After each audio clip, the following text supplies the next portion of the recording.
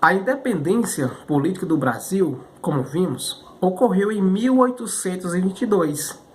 A história oficial do nosso país, né, como está registrada em livros didáticos, né, e como contada e recontada pela maioria dos historiadores e historiadoras, ela ocorreu, né, e foi oficialmente registrada, né, como tendo sido declarada por D. Pedro I, né, em 7 de setembro de 1822, naquele grito do Ipiranga, né, que precisa ainda ser revisto, ser recontado, ser construído, né, de fato, de forma crítica e embasada cientificamente.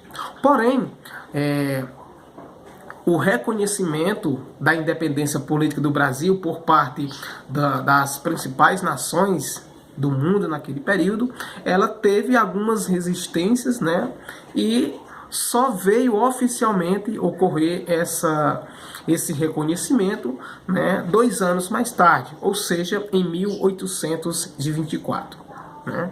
Os países europeus, inclusive, né, demoraram, né, para fazer esse processo de reconhecer o Brasil enquanto país independente, enquanto um país com formação territorial e, portanto, com leis próprias, né, com governantes próprios. Né?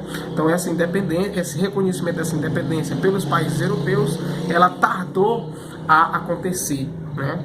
Eu lembro também que os próprios europeus, né, eram signatários, ou seja, eram os responsáveis por assinar, né, e por fazer parte do Congresso de Viena em 1815. Né? Logo, esses países, por fazerem parte desse Congresso de Viena de 1815, deveriam defender, né, territórios, países que fossem absolutistas, países e territórios que fossem colonialistas, né, e combater, portanto, todas as ideias, todos os focos de revoluções que tivessem caráter liberal e emancipacionista, como ocorreu com a Confederação do Equador em 1624. Portanto, esses países deveriam sim, pelo Congresso de Viena e pelos objetivos desse Congresso, né, reconhecer a independência do Brasil, que tinha ocorrido 2 anos antes, em 1822. Tá bom? Então esses ideais começaram a se propagar com muita força, esses ideais de liberdade, né, esses focos liberais começaram a se propagar com muita rapidez a partir de 1789, né, com a Revolução Francesa. E esse congresso tinha que combater esses ideais. Mas como foi o processo de reconhecimento da independência do Brasil? Quais países acabaram reconhecendo essa independência primeiro? Os Estados Unidos, né, foram, né, motivados inclusive pela doutrina Monroe, né? Como vocês sabem, a doutrina Monroe tinha como lema a América para os americanos, né? Então, motivados por essa doutrina Monroe, os Estados Unidos foram a primeira nação do mundo a fazer o reconhecimento da independência do Brasil. Esse reconhecimento, inclusive, ocorreu no mesmo ano, em maio, aliás, de 1824. Tá bom?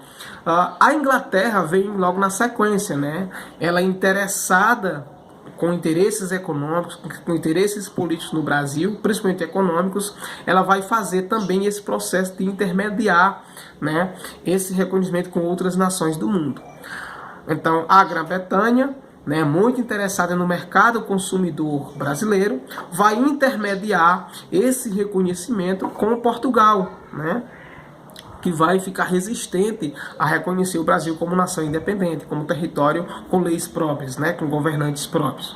E através do Tratado Luso-Brasileiro de Reconhecimento, ela vai fazer essa intermediação com Portugal, para que Portugal reconheça a independência do Brasil. Esse Tratado Luso-Brasileiro, né, ele vai ser assinado em agosto de 1825, né, e vai impor algumas condições para o Brasil. Né? O principal delas, a principal condição imposta por esse tratado luso-brasileiro, né, vai ser com que o Brasil pague uma alta taxa de indenização para Portugal, né? Esse valor vai chegar inclusive a 2 milhões de libras esterlinas. Esse valor também vai ser emprestado pelos ingleses ao Brasil, dando início ao que nós vamos chamar de dívida externa brasileira. Ou seja, entra aqui num ponto que nós tocamos na conversa passada, de que o Brasil se torna independente politicamente do Brasil, mas vai se tornar dependente economicamente de outras nações, a começar pela Grã-Bretanha, ou seja, pela Inglaterra. Ela vai emprestar o dinheiro para o Brasil, para que o Brasil pague uma dívida, né, para que Portugal possa reconhecer a independência do Brasil. Tá bom? E no mesmo ano, em 1825, a Grã-Bretanha vai reconhecer também a independência do Brasil. Portanto, Estados Unidos, a Inglaterra vai intermediar o reconhecimento com Portugal e ela própria, a Inglaterra, reconhece a independência do Brasil, que ocorreu em 1822. Tá bom? Um outro ponto importante para a gente discutir nesse cenário é a Guerra da Cisplatina ou a Guerra del Brasil, como vai ser vista fora do nosso país, que foi um confronto, um confronto armado ocorrido entre 1825 e 1828 e vai envolver o Império Brasileiro, as Províncias Unidas do Rio da Prata e os habitantes da província Cisplatina, pelo controle regional do território que vai corresponder hoje ao país Uruguai. Tá bom? Eu lembro que com exceção das batalhas de Sarandi, em outubro de 1825, e de Passo de Rosário, em janeiro de 1827, as forças imperiais foram derrotadas. A maior parte das batalhas não passaram, de escaramuchas sem grandes resultados. Então, com exceção disso, essas forças imperiais foram derrotadas. Mas quais as causas da Guerra da Cisplatina e quais as consequências desse conflito? Eu lembro que, oficialmente, Dom Pedro I alegava que aquele território, ou que aqueles territórios, pertenciam à sua mãe, Carlota Joaquina, que era irmã do rei Fernando VII da Espanha. Mas os habitantes locais contestavam essa pretensão, contestavam, aliás, essa versão de Dom Pedro I. Além disso, boa parte da prata, da prata andina, era escoltada, ou era escoada, aliás, pelos estuários do Rio da Prata, tá bom? O que, para além dos interesses políticos, para além dos interesses econômicos, para além dos interesses sociais, seria uma solução para fortalecer a autoridade do imperador Dom Pedro I. Os enormes prejuízos financeiros e a economia brasileira acabaram por enfraquecer ainda mais com a sua imagem, com a imagem de Dom Pedro I.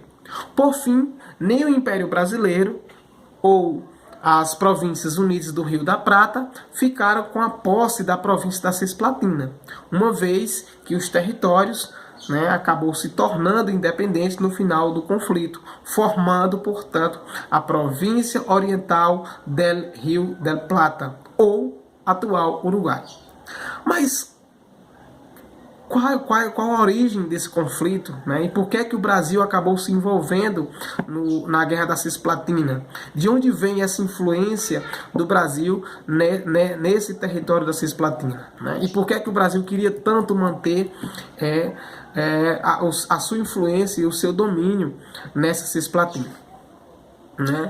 Então, a gente lembra que esse território ele era disputado pelas coroas portuguesa e pelas coroas espanholas desde 1860, quando a colônia do Santíssimo Sacramento tinha sido criada.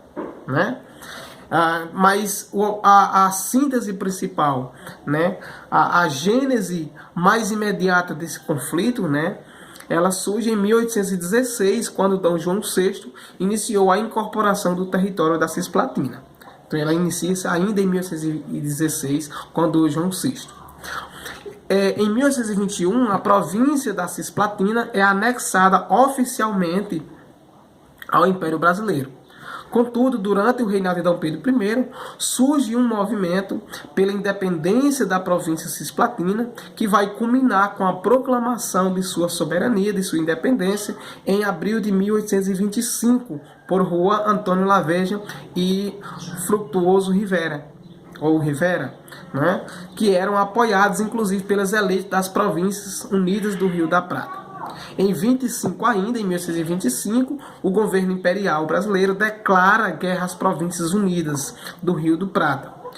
E em 1826, no ano seguinte, portanto, Juan Antônio Laverra e o general Carlos Maia de Alvear, no comando do exército da Argentina, cruzam o Rio da Prata e iniciam a conquista do território brasileiro.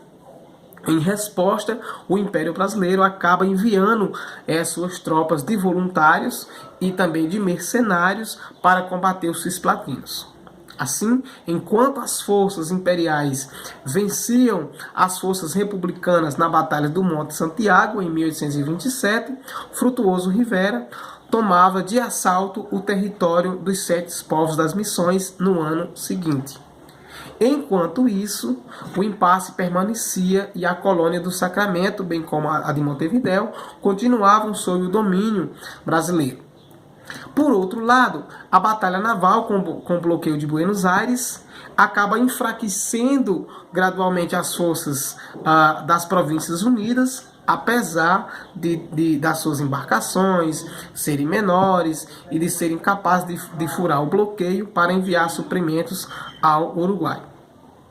Para finalizar, em função da pressão inglesa e também da pressão francesa, né, para o fim da Guerra da Cisplatina, o Império do Brasil, o Império Brasileiro e as Províncias Unidas do Rio do Prata acabam assinando a Convenção Preliminar da Paz em agosto de 1628, no Rio de Janeiro, reconhecendo, portanto, a independência da recém-criada República Oriental do Uruguai. Perfeito? É isso aí. Abraço virtual a todos e a todas.